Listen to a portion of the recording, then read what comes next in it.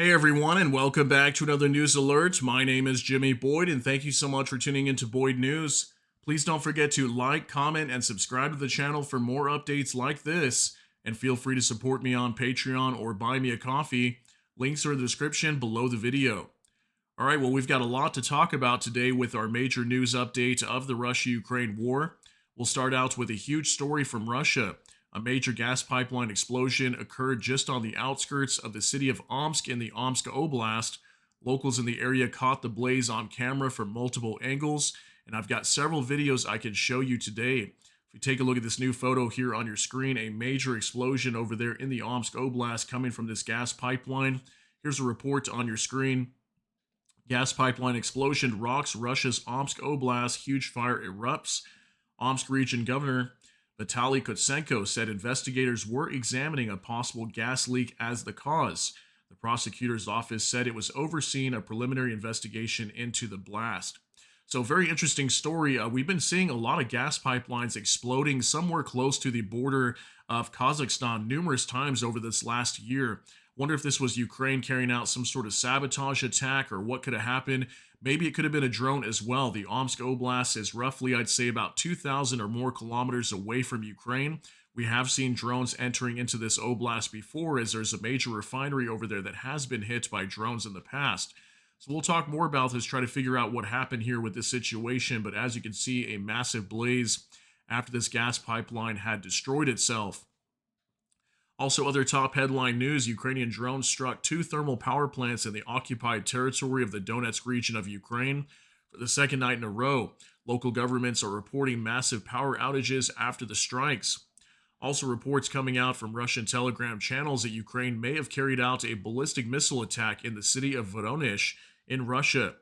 New videos of air defense activity in the area. There's also some reports that were just breaking in the last hour or so at the time that I record this that there could have been a missile attack ongoing towards Moscow as well. I'll show you guys that information in a little bit. On top of all that news, we have a major update on Poland. Polish authorities are coming out blaming Russia for the sabotage attacks to railway systems that occurred this past Sunday. That is very huge news, and I had a feeling we were going to see something about this. I'll give you guys details on that. I've got several posts on X to go over with that. Lots of other big news to cover with this war update as well. We'll also talk about Spain because Volodymyr Zelensky's over there visiting right now. New aid package has been announced from Spain. Let's get right into this. Let's hop on over to Ozen Technical with X. Major gas pipeline explosion just occurred in Russia's Omsk Oblast near the village of Rostovka. That's going to be like a small suburb to the east of the city of Omsk, but it's pretty much right connected to Omsk.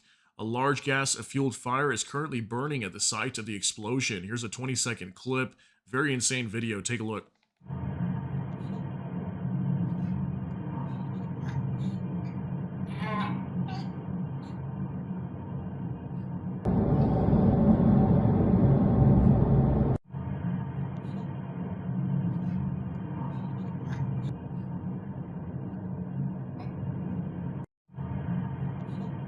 All right, so pretty insane videos here, seeing this massive blaze coming from this gas pipeline that completely blew up. Still waiting for more details on what caused this incident, but something that seems very suspicious is that we have seen gas pipelines exploding inside of Russia numerous times this year, and many times very close to the border of Kazakhstan. There's been reports in the past that Russia will complain that Ukrainian agents are coming out of Kazakhstan, or Kazakhstan is helping Ukraine to allow them to come into Russia and sabotage certain areas like this. So could this have been Ukraine that carried out this act of sabotage, or maybe it was a drone and we just don't have that information yet? We'll have to wait and see, but nonetheless, a huge gas pipeline exploding over here in Omsk. Let's keep moving. Igor Sushko, Russia. Apocalyptic natural gas pipeline explosion on the outskirts of the city of Omsk in Siberia.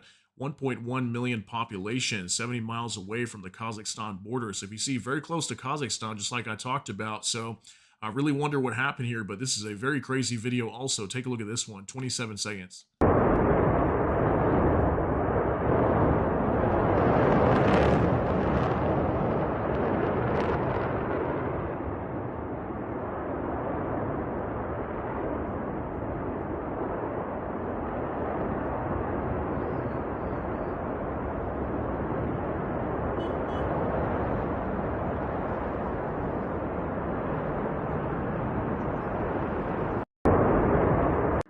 right, I'm not sure if the Russian people are just so used to seeing explosions, but I would be running away from that if that was me. You can see people just standing right here as this thing blows up several times after this gas explosion or leak or whatever happened here.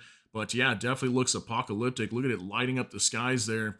Massive explosion from this gas pipeline. So wait for more details. If I get some information on that later, I'll give you guys another update.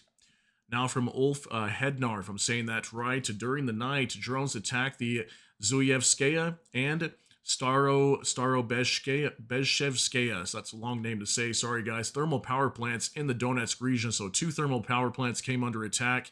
This is going to be in occupied territory held by the Russians inside of Ukraine.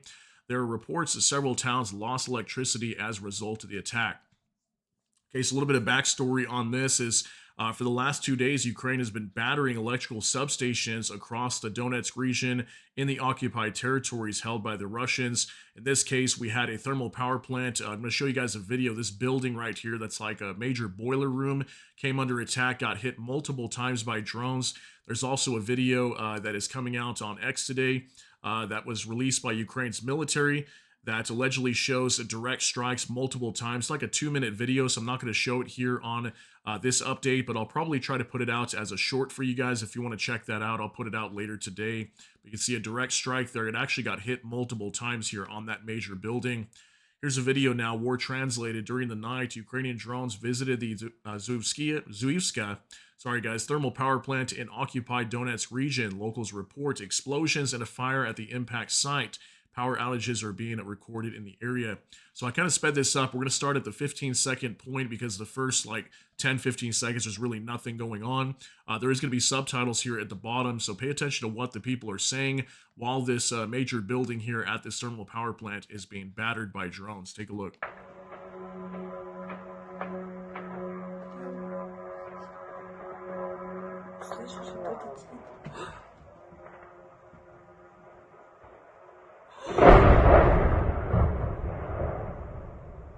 Станция горит нахуй. Что делать? Горит? Горит станция. Блядь, что делать? Охуеть. Что делать, Зай?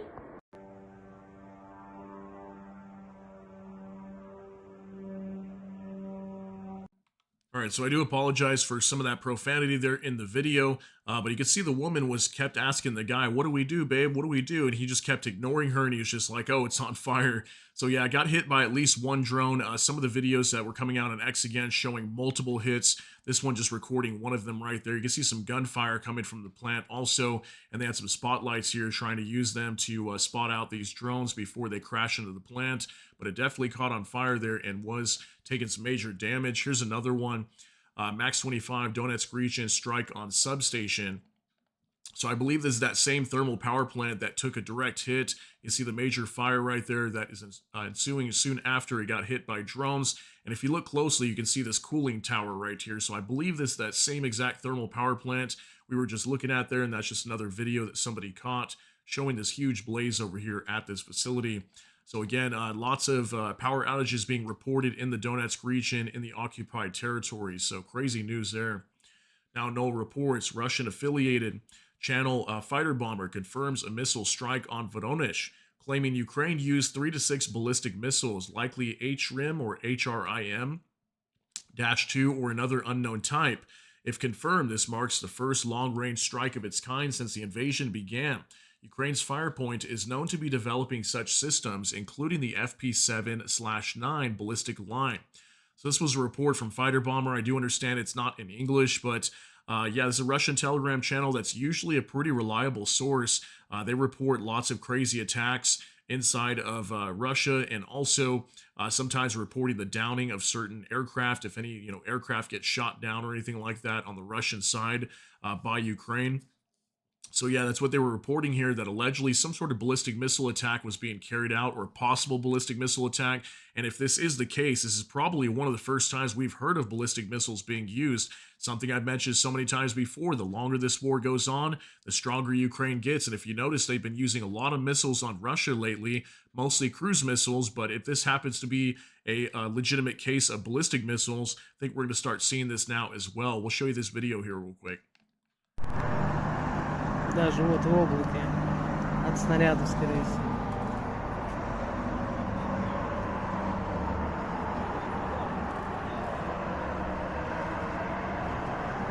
We'll go ahead and pause right here. So, yeah, up in the skies, you can see a trail, most likely from some sort of missile. I'm not sure if that was maybe a Ukrainian ballistic missile that was coming in, or it could have been Russian air defense that was active here in the city of Voronezh. But we'll wait for more details on this. But very highly likely, maybe we had some sort of ballistic missile attack from Ukraine. Could be one of the first instances of that happening inside of Russia. So, we'll wait for more details. Very interesting. Now, war translated. The monitoring group Crimean Wind reports that two NATO aircraft are conducting reconnaissance over the Black Sea, according to the flight tracking portal Flight Radar, a Turkish Navy ATR 72 600 TMPA maritime patrol aircraft with the call sign Marty 31. Took off from the Izmit airfield, is now conducting reconnaissance in the southern parts of the Black Sea. French Air and Space Force Beach King Air 350 ER slash ALSR electronic intelligence and surveillance aircraft is also continuing its mission, having already operated near Crimea and Novorossiysk. So just the other day, I reported this to you guys that apparently there was some sort of reconnaissance mission going on here with NATO aircraft. There was actually like three of them just the other day that were reported down here on the southern side of the Black Sea, monitoring Crimea and also the Black Sea coast of Russia. Not sure what they're gathering over here, what type of intelligence. Is Ukraine preparing some sort of major attack down here?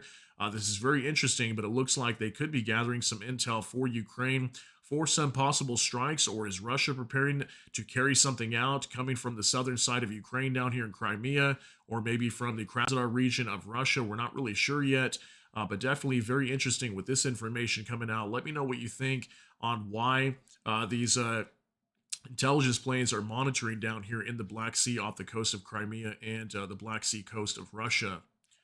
Now, Max 25 missile attack on Crimea. This is reported from drone bombers. So I want you to see this. This was literally just coming out at 8 o'clock this morning, November 18th, for me and my time. That's Pacific Standard Time in the United States. So reports of a missile attack ongoing towards Crimea right now, coming from the Odessa region of Ukraine, or somewhere down here on the southern side.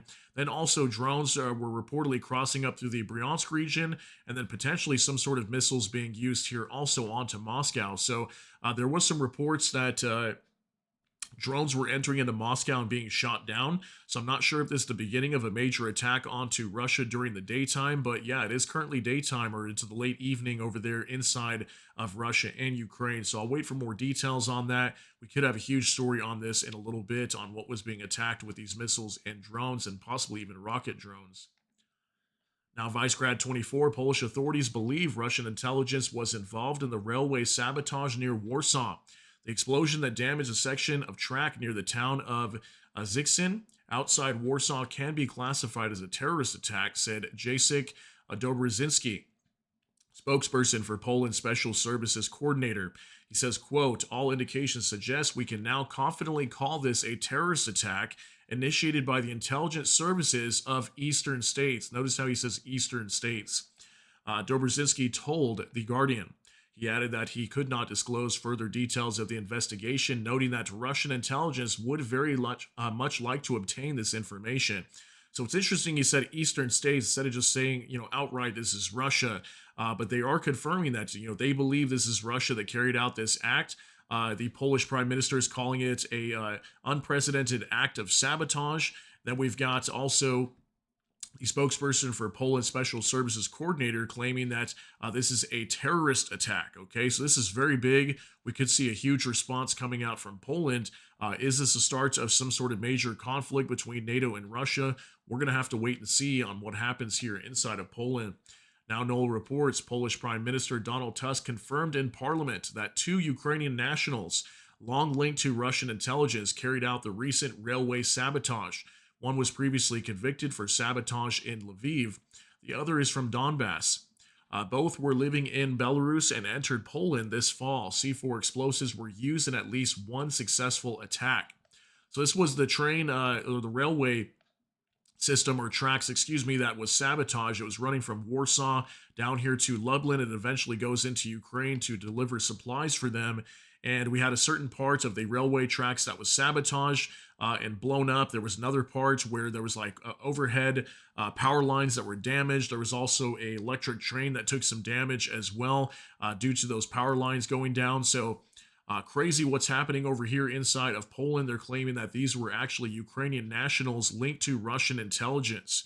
Okay, and that apparently they came from Belarus into Poland last fall. And then apparently, what we heard today also, the Polish prime minister was saying they fled back into Belarus already. So they're no longer inside of Poland. From what I understand, C4 explosives were used in this attack to knock out this railway system. And military news UA now, the sabotage of the Polish railway was most likely carried out by Russian special services, Polish Minister of Defense Władysław Kosiniak-Kamysz says. Only when the criminals are caught will we have absolute certainty, but analyzing all the events taking place in Poland and Europe, all the trails lead east to Russia. This is part of the hybrid war they're waging against NATO, against Europe, against us, to sow unrest, to sow fear. Okay, so if this is Russia, how is Poland going to respond? That's my big question here. What are they going to do? If they can actually prove that it is Russia, if that's what they believe, they obviously have to have, hardcore proof that it really was connected to Russian intelligence. And if so, how are they going to respond to this? They're saying it's sabotage or saying it's a terrorist attack. That sounds pretty serious to me. So let's see what Poland decides to do. This came out from the Polish Minister of Defense today with that statement. Now, Spravdy Stratcom Center overnight, Russia's continued to target Ukraine's civilian population with guided bombs, missiles, and drones. The Russians launched a missile strike in the city of Buristin in the Kharkiv region. A 17-year-old girl was killed. 9 more people were injured. 7 of the injured are in the hospital with blast injuries. In Dnipro, as a result of the massive attack, 2 people were injured, a 59-year-old woman and a 67-year-old man, both hospitalized in moderate condition. Several fires broke out in the city. Damaged were the building of the local media outlet, transport and private enterprises, administrative building, service stations, shops and kiosks, food establishment, infrastructure facilities, 6 apartment buildings, garages, and more than 20 cars, 3 of which were destroyed. Okay, so we had guided aerial bombs being dropped, missiles, drones onto Ukraine overnight. Lots of damage being reported in the Kharkiv region and in the city of Dnipro. Again, we got people losing their lives up in the Kharkiv region. We reported that just yesterday in another strike.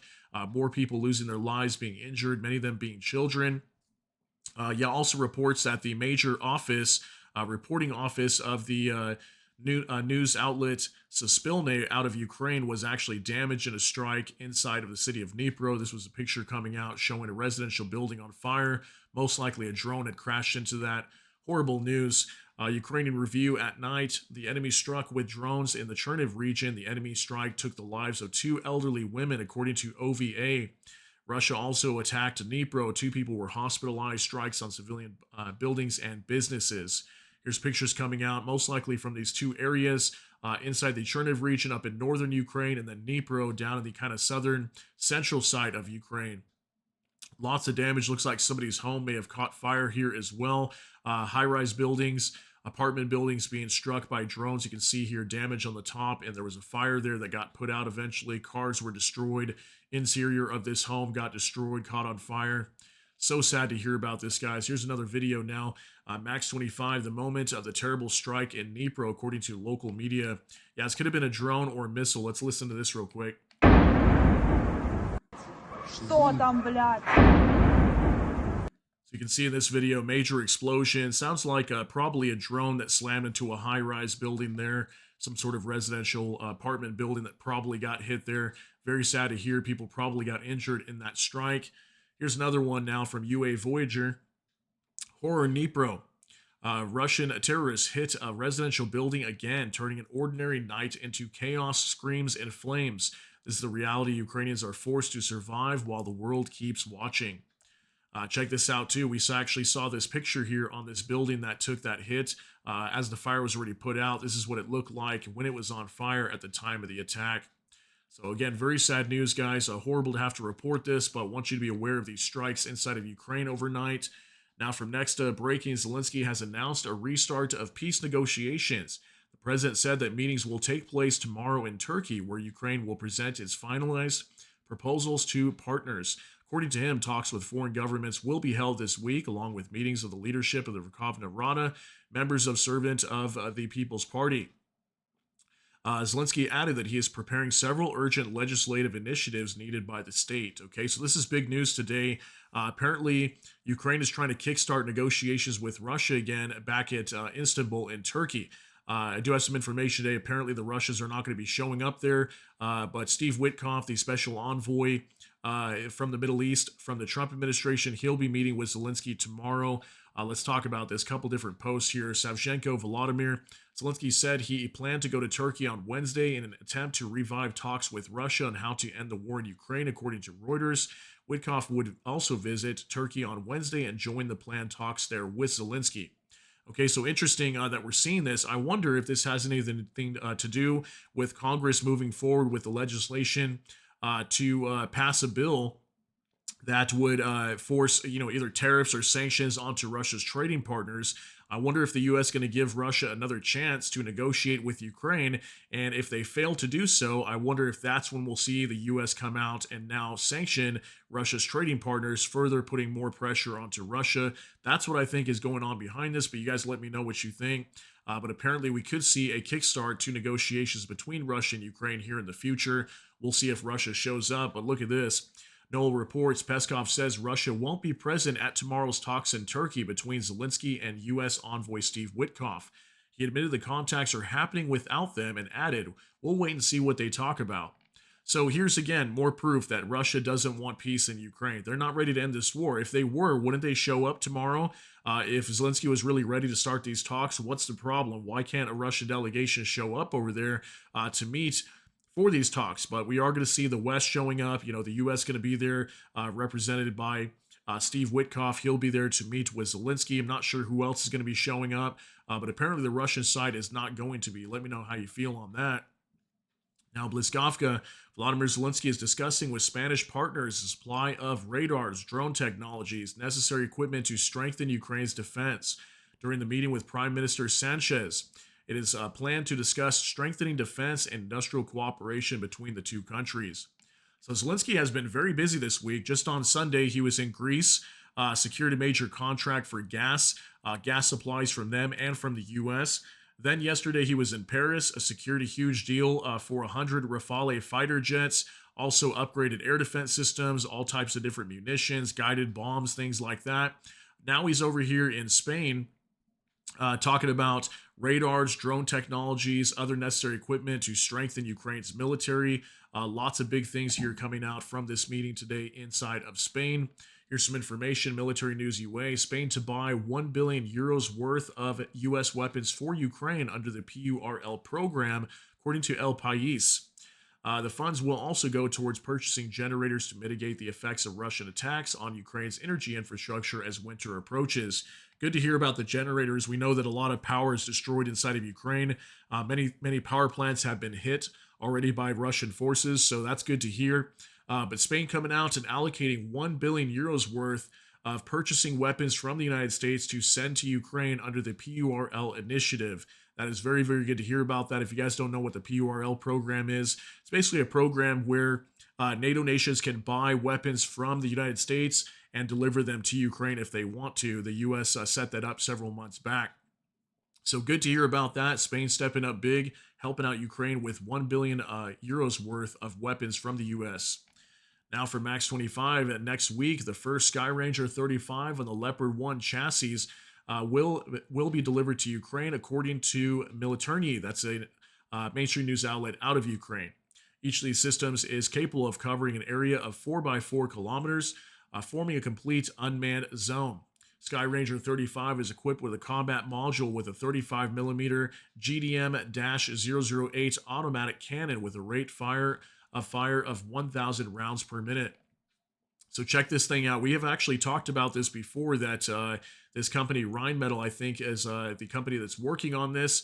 This is a company out of Germany, and they've been working on this system for Ukraine. This is going to be an anti-aircraft warfare system, or an anti-air system, I should say. And apparently they're going to be sending this over to Ukraine here coming very soon. So good to hear about that. Not sure how many they're going to be receiving, but we know that drones are a big problem, missiles are a big problem. So this will help defend the skies of Ukraine even further. Great to hear there. Now, Noel reports, Bloomberg reports that the EU is preparing a 90 billion euro in grants for Ukraine if the plan to use frozen Russian assets fail. The European Commission has outlined three options: direct grants from member states, a joint EU loan, or using the assets as loan collateral. Belgium continues to block the full use of the 200 billion held in Euroclear. Okay, so it looks like the EU is still having trouble accessing these funds, the frozen Russian assets, approximately 300 plus billion euros in frozen Russian assets sitting in banks in Europe.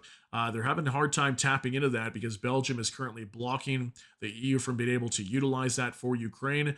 They wanted to give somewhere around 140 billion euros of that directly over to Ukraine as a loan that would be repaid back through reparations that Russia would pay to Ukraine when the war comes to an end for destroying their country.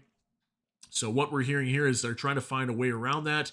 If they can't get these funds sent over to Ukraine, they're planning 90 billion euros in grants for Ukraine. Okay, if they are not able to access those Russian funds. So we'll see how that goes. Now, you're gonna nod it. China helped Belarus set up ammunition production for Russia, according to DW News. China helped the Belarusian regime set up production of 240,000 152 millimeter artillery shells and 240,000 122 millimeter rockets for the Russian Grad system. That's a 1 year figure, so at least 500,000 shells will be produced in a Belarusian factory, reported Matvey Kuprichik, if I'm saying his name right, probably butchering that, sorry guys, representative of Belpol, an organization of former Belarusian security forces employees. Belarus began production of the shell blanks thanks to assembly equipment sold by China, according to Belpol. Belarusian engineers were unable to install this equipment on their own. Ukraine now. Wow, that is crazy. So apparently DW News, that's a mainstream news outlet, they're reporting that China is helping out or has helped Belarus to set up ammunition production for Russia. So 22 millimeter rockets for the Grad system and also 152 millimeter artillery shells. And according to this information, they're supporting about half of the shells that Russia's using just in the Belarusian factories alone. So that's pretty crazy news that apparently China is helping out with that. We continue to hear that China has been helping Russia. They are sending them drone parts, equipment. We hear about this all the time. Even the Russian foreign minister, Wang Yi, I believe is his name, he came out at some point telling Kaja Kallas, the vice president of the European Commission, that they could not allow Russia to lose this war. Okay, so that's a very big indicator. They're going to support Russia in any way. We continue to see stories like this. Let me know what you think on that one. Now, Max 25. The U.S. and Russia are negotiating a new prisoner swap, according to Axios. Washington is willing to consider such proposals, but it is premature to talk about an imminent agreement. Here's a report. U.S. and Russia discussing prisoner swap. So apparently Kirill Dmitriev, he was just visiting in Washington just a couple weeks back, if you guys remember that. And he actually showed up right around the time, like within a couple days after the U.S. was announcing sanctions onto Russia with Rosneft and Lukoil, the major oil companies. So apparently while he was there, he was trying to discuss some sort of prisoner swap, maybe trying to, lighten the load here with these sanctions, or maybe trying to, appease to Donald Trump, or try to, take some pressure from the United States off of Russia. We'll have to see with that, but apparently they're discussing some sort of prisoner swap. We might be hearing about that here in the near future. Now, Maria Drutska, Russian economic collapse. Russian cargo airlines warn of shutdowns. Cargo fleets have already been cut in half. Now critical shortages of spare parts, personnel, functional aircraft may force carriers to entirely halt operations. Remember though, sanctions don't work. Here's a report. Without government support, the industry won't be able to survive. Russian cargo airlines have warned of the threat of a complete grounding of flights. So we know Russia's airline industry is not doing well due to sanctions. They have a hard time getting spare parts and replacing a lot of things that break on these planes just due to sanctions alone. So this really doesn't surprise me. We've heard so many reports about airline industries inside of Russia that are failing. Many of them almost going bankrupt sometimes. So that's what it's looking like to me. If they cannot transport anything by air with cargo, that's going to be a big problem for them. They're going to have to rely on trains and whatnot, and cargo by aircraft sometimes a lot quicker. So they're going to be having some issues here very soon. It looks like their airline industry is continuing to collapse. Now, Ukrainian Review: Trump is willing to sign legislation to impose sanctions on Russia as long as he retains ultimate decision making authority over any such measures, according to Reuters. White House will insist on specific language ensuring that Trump retains control over the sanctions. Here's a report from Reuters: Trump would back Russia's sanctions bill if he retains final authority, White House official says. So we heard about this already before. This is nothing new. I had a feeling that Trump would request this. He's willing to back sanctions onto Russia utilizing Congress. We talked about that yesterday. I gave you guys a whole report that Congress is trying to push a bill right now. If it gets passed, would possibly sanction Russia's trading partners, anybody doing business with Russia.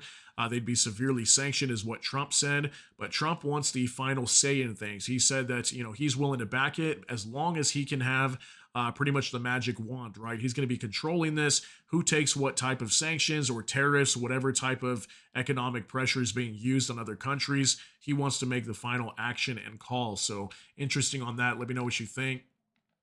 Now, NOLA reports: satellite imagery confirms a strike on the Orion drone storage and maintenance base at Kurovsky airfield in Crimea. The unmanned system forces drone attack hit 2 hangars, visible destruction of operator equipment, and scorched area nearby. So we talked about this strike, I want to say in the last month. We had reports that the Kurovsky airfield down in Crimea that's used by the Russian military came under attack by Ukraine. Apparently this area right here on near the airstrip came under attack and was destroyed. You can see burnt area here on this video, or this screenshot here of a satellite image, excuse me. This was the video that was coming out at the time, released by Ukraine's military, showing a direct hit on some of these buildings here that could have been housing some sort of equipment, possibly Orion strike UAVs. So according to this information, major damage was done here to that airfield. Now, NOLA reports Ukrainian strikes have significantly damaged the Saki thermal power plant in occupied Crimea. Reports the attack are now backed by satellite imagery released by Dnipro Ozent, confirming impact on the facility. So yeah, we're getting a lot of updates today on certain strikes inside of either occupied Ukraine or inside of Russia recently. So this one being the Saki thermal power plant. We had reports that this came under attack numerous times over the last month as well. It says heat and power station in Novofedorivka, Crimea. So apparently this area of the plant got attacked. And if you look here, it kind of shows the side of the building where this area got hit by a drone most likely. And right there, you can definitely see some damage to that building. So we've been seeing a lot of thermal power plants, just like what we saw here in the Donetsk region, 2 of them being struck overnight by Ukraine. This was one in the recent past, in the last month or so. So that's an update there, showing direct strikes on that. Now, Max 25, satellite images of Saratov oil refinery, according to Supernova. This is going to be an open source intelligence group. So the Saratov oil refinery, was it last week or the week before, got hit numerous times. I think it was last week, actually. Got hit 2 times, okay? And we had reports that towards the end of the week, it was actually on fire for like 3 days. Apparently, it looks like, according to this, we had some sort of oil storage tank, maybe 1 or more, that caught fire. That's why we had such major flames coming from this facility for about 2 to 3 days towards the end of last week. So there's your confirmation of the strikes there. Looks like it did get hit. Satellite images confirming at least one of these storage tanks catching on fire. Now, NOLA reports coordinator of Ukraine's POW treatment headquarters. Russia has forcibly mobilized over 46,000 Ukrainian citizens from occupied territories into its armed forces. As a result, approximately 1 in 6 captured Russian soldiers turns out to be Ukrainian citizen.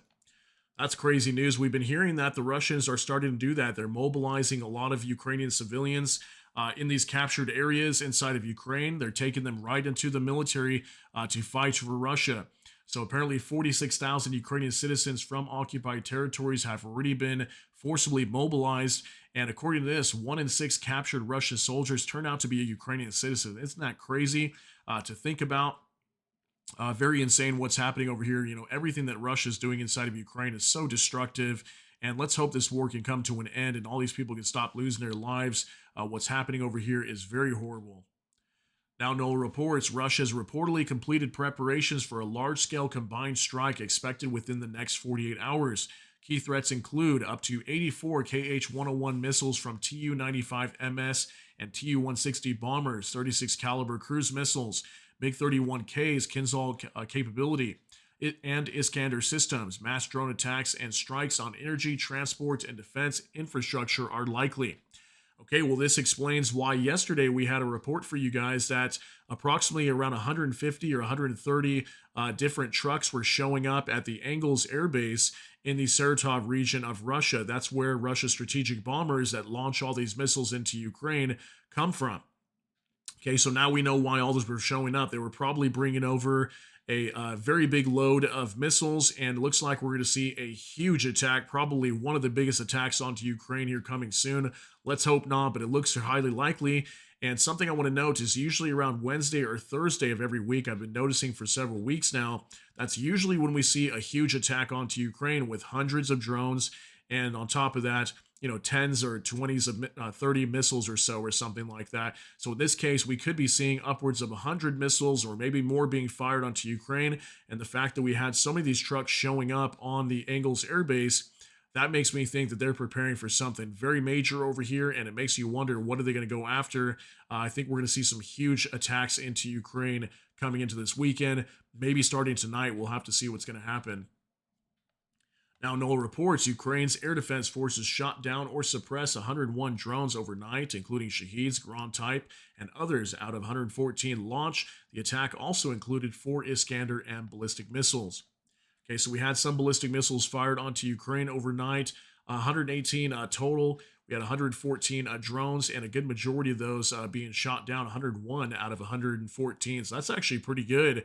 We've been seeing these numbers continue to climb in terms of how many drones are being destroyed from the Ukrainian side when Russia fires these into Ukraine. So great numbers to see there today, but unfortunately still some major damage being reported in some major cities in Ukraine today. Now, the Kyiv Independent, these are the indicative estimates of Russia's combat losses as of November 18th, according to the Armed Forces of Ukraine. In our final update, Russia's losses as of November 18th, 960 troops, 0 AFVs, 43 vehicles and fuel tanks, 2 tanks, 13 artillery systems, 294 UAVs, 1 MLRS, and 1 anti-aircraft warfare system. So I'm seeing pretty low numbers today across the board, but we did have at least 1 air defense system and multiple launch rocket system being destroyed. Always good to see when those are taken out. 13 artillery systems. These numbers have been dropping since yesterday. I think it was at 15 yesterday, 13 today. Usually we see about 30, 40 on average there. Tanks and AFVs, almost nothing. Only 2 tanks being destroyed. Vehicles and fuel tanks, very low number today. I think probably the lowest we've seen in a while. We usually see at least 75 or 80 or more there, sometimes down to 60, but we've never seen down upwards of 43. Aside from that, troop numbers, I'd say about average. We've been seeing right about 1,000 or so per day for several weeks. So, guys, I want to thank you very much for being here for today's update on November 18th, 2025, and I hope you all have a wonderful day. Enjoy your Tuesday out there. Let me know what you think about all these details down below in the comment section. That's going to be it for today's update. If you got something out of this, please smash that like button.